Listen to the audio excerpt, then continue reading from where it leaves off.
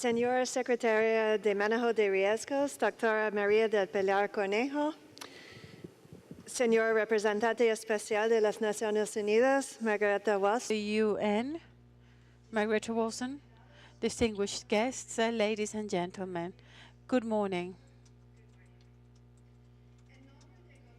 On behalf of the Government of Canada, I would like to convey my deepest thanks to the Government of Ecuador for organizing this important event. I would also like to thank the Office of the United Nations for Disaster Risk Reduction for convening the meeting of this platform. We all know that every year millions of people find themselves affected by natural disasters, and the impact of these could be catastrophic. Natural disasters can devastate whole countries overnight. From the loss of human life, homes, and livelihoods to the destruction of buildings and infrastructure. Haiyan typhoon in the Philippines is a clear example of this painful situation. In Canada, the incidence and cost brought about by natural disasters are increasing. Recently, our government has destined $4 billion for disaster relief, disaster aid.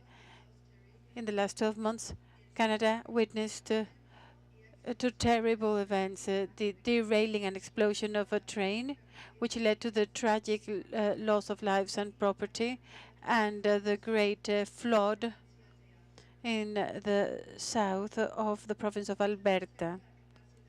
Strengthening the capacity of communities to resist against the disasters continues to be a priority for Canada, both locally as well as internationally.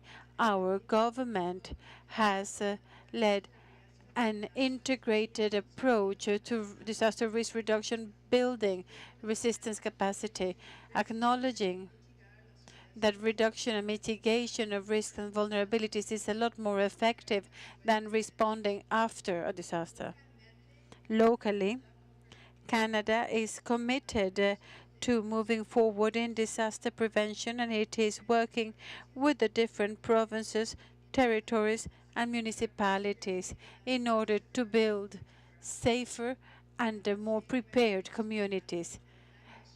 Canada is now developing a national plan for disaster mitigation, which will have a fund of $200 million during 5 years to build the basis for the information on risk information and profitable investment on mitigation. Besides, there is a new Canadian building fund of $14 million that was announced in 2014, and which includes a project to build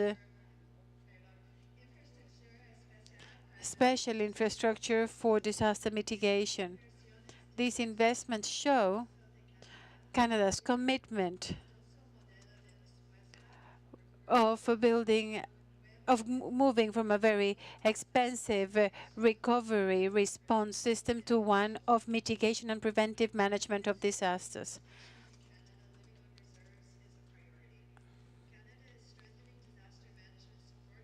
Nations by providing dedicated funding for emergency response and recovery and emergency preparedness activities. Furthermore, Canada has introduced a $40 million program over 5 years for disaster mitigation initiatives on reserves. To further reduce risk, Canada will also be consulting with the insurance industry, provinces and territories, and other stakeholders to explore options for a national approach to residential flood insurance. Many of these conversations are taking place in our National Platform for Disaster Risk Reduction. Since 2010, Canada's platform has held an annual roundtable on disaster risk reduction to engage all sectors of society and individual Canadians on ways to foster disaster risk reduction. Last year's roundtable theme was Building Blocks of Resilience, Local, National, and Global Perspectives, and included discussions on issues such as climate change adaptation, land use planning, risk assessment, and Aboriginal resilience. Canada recognizes that to address the impact of a changing climate, financial and technical assistance needs to be provided for supporting international initiatives and programs. Through engagement in multiple international climate-related initiatives, Canada supports policy-relevant science, research, and capacity building to enable sound adaptation investment decisions in vulnerable countries and sectors, as well as at home. To that effect, Canada has provided $1.2 billion under the UNFCCC Fast Start Finance from 2010 to 2013, which includes significant support to climate change adaptation and disaster risk reduction in developing countries. Furthermore, through our leadership in advancing the global framework for climate services under the auspices of the World Meteorological Organization, Canada contributes to ensuring that nations and communities have equal access to climate science information and services essential to support natural disaster risk reduction. In keeping with our commitments to the Hyogo Framework for Action, Canada continues to support local and international efforts to build the resilience of individuals, communities, and countries to plan for and mitigate the effects of external shocks, including natural disasters. We are committed to strengthening the resilience of women and children, which we do in part through our efforts on nutrition and food security and as part of the Muskoka Initiative on Newborn and Child Health. Within the Americas, through bilateral and multilateral programs, Canada remains a strong supporter of disaster risk reduction. Al mismo tiempo, Canada trabaja en el At the same time, Canada works strengthening efforts to prepare the humanitarian international system. Through our association, Asotecnica, with the Canadian Red Cross, we are helping to build prevention in the Americas and Africa, improving the capacity of response of the Red Cross societies against emergencies. Our support to the Emergency Preparedness Program and Relief of Disasters of the Pan American Health Organization, PAHO, helps national authorities in South America and Central America, as well as in the Caribbean, with the help of reducing risk and being better prepared to face a disaster. This regional platform of the Americas in disaster risk reduction provides an opportunity to exchange ideas and best practices to later share them nationally as well as internationally. The regional platform has also opened a forum for the discussions of Hyogo 2. There have been some successes as well as gaps in the implementation of the Hyogo action framework. In mortality risk from disasters due to enhanced capacities in early warning, preparedness, and response to disasters. Less positive is the overall increase in the costs incurred by disasters.